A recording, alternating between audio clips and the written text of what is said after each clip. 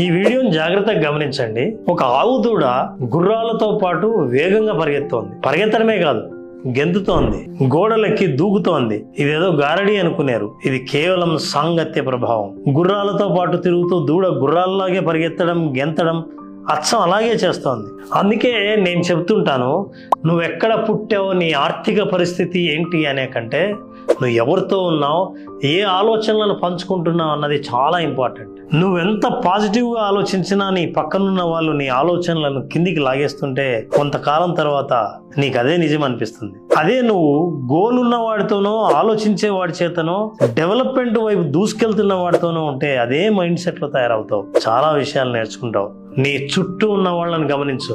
బట్టలు, status, phone ఇవన్నీ తర్వాత వస్తాయి. నీ సాంగత్యమే నీ జీవితం పైన ఆధిపత్యం. స్నేహాలు బాగుంటే ఆలోచనలు మారుతాయి, జీవితం మారుతుంది.